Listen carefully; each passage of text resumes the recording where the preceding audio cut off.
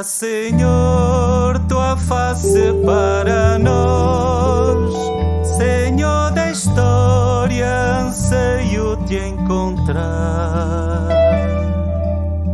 Senhor, em ti eu sou. Senhor, em ti eu sou. Senhor, em ti eu sou. Senhor, em ti eu sou.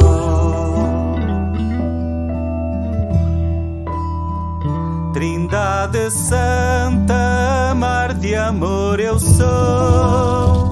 Deus infinito, presença e comunhão. Shalom. O Evangelho deste domingo nos deixa, de certa forma, perplexos. Ainda soam aos nossos ouvidos as palavras de Jesus felicitando Simão Pedro porque, iluminado por Deus, o reconheceu como Messias, o Filho de Deus. Hoje, o discurso de Jesus muda radicalmente. O mesmo Pedro que confessou Jesus como Messias é agora chamado de Satanás, pelo mesmo Cristo Jesus, em quem reconhecera o Messias. Procuremos entender. Ao fazer aquela profissão de fé, Pedro tinha dado a resposta correta, sem dúvida. A fórmula perfeita sobre a identidade de Jesus. O problema é que não basta que a fórmula esteja correta. Precisa também ser interpretada corretamente. Pedro sabia as palavras, mas o que queria ele dizer com elas? O que ia na cabeça de Pedro? Jesus percebe que o conceito que os discípulos têm de Messias é o da tradição. Um Messias glorioso, poderosíssimo, guerreiro, que veio para reinar ao jeito dos soberanos do mundo. E aproveita para os corrigir. Ele não pretende que os discípulos o sigam focados em ilusões ou por individualismos interesseiros. Por isso, desfaz os seus sonhos.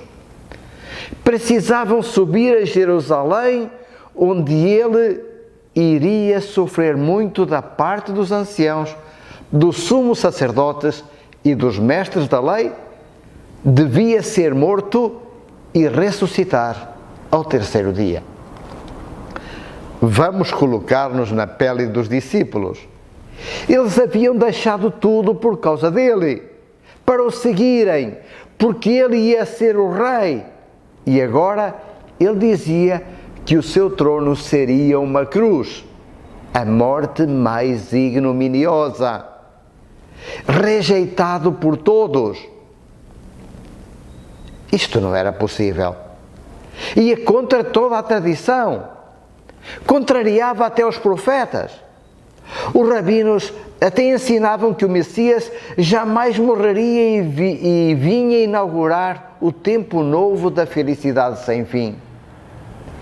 Até os justos ressuscitariam dos sepulcros. Como podia ele morrer numa cruz? E outra interrogação que se percebe, talvez mais velada, mas que está lá presente. E nós? Como ficará a nossa situação? Pedro, de novo ele, toma a iniciativa. Não conseguia aceitar que o Messias fosse humilhado. Sentia que precisava fazer alguma coisa, trazer o Mestre à razão. Possivelmente ele estaria transtornado, desiludido.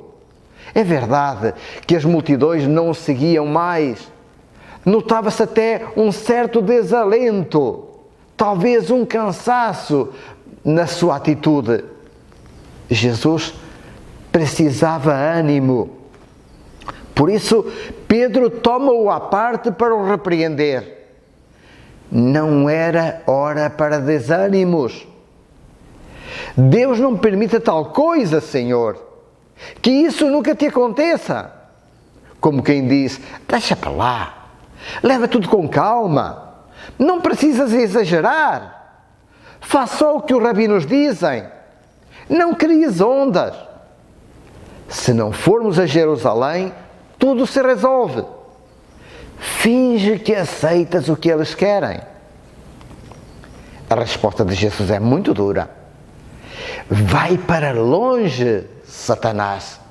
Tu és para mim uma pedra de tropeço, porque não pensas as coisas de Deus, mas as dos homens. Interessante.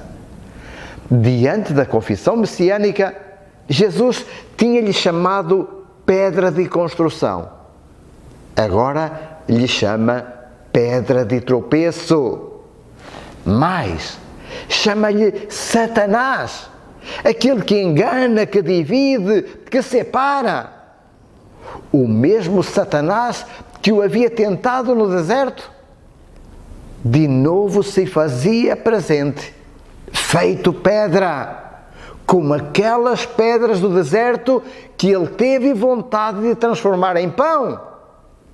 Mas agora, pedra de tropeço, porque impedia o caminho da entrega, da doação da vida, da salvação. Os interesses de Pedro e dos discípulos eram diferentes dos interesses de Deus. Eram interesses mundanos, feitos de vanglória, de egoísmo, de acomodamento, de realização pessoal, de poder. Por isso, queriam impedir a caminhada até Jerusalém. Jerusalém, lugar onde a vida é doada, até ao extremo, porque não há limites para o amor. Vai para longe, Satanás. Quantas vezes somos pedra de tropeço na vida uns dos outros? Quantas vezes os nossos interesses mesquinhos e mundanos impedem o reino de Deus de se realizar? Quantas vezes, com nossas boas intenções, impedimos os outros de serem sinal de Deus, de se doarem, de se entregarem pela presença, pelo serviço, pelo perdão, pelo amor? Quantas vezes os nossos sonhos individuais nos impedem de abraçar o sonho de Deus? Tu não pensas como Deus, mas como os homens, diz Jesus. Há aqui um questionamento muito forte ao nosso modo de viver a fé em Cristo. O que buscamos nele? A concretização dos nossos desejos? A nossa promoção individual? Talvez a resolução de nossos problemas? Estabilidade na vida? Reconhecimento? Poder? Jesus deixa bem claro as condições para alguém ser seu discípulo. Se alguém quiser me seguir, renuncie a si mesmo, tome a sua cruz e me siga. Duas condições bem claras. Primeira, renuncie a si mesmo. Podíamos traduzir por deixe de pensar em si, de olhar para o seu umbigo, de ser o centro do mundo, das atenções, de querer ser reconhecido e bajulado por todos. Não coloque os seus interesses acima de tudo e de todos. Seja uma pessoa livre, desapegada, feliz. Já viu como suas preocupações se tornam um peso e impedem suas decisões, suas opções? Afinal, esta vida não vai durar para sempre. E quando você morrer, não precisará nada do que juntou aqui. Segunda, tome a sua cruz. Jesus não está falando nem de paciência, nem de conformação. Não fala dos problemas, doença, sofrimento. Não fala das cruzes da vida. O cristianismo não pode ser confundido com conformismo. Para Jesus, cruz é sinônimo de missão. A cruz é a meta do seu caminho. é a expressão máxima do seu amor pela humanidade.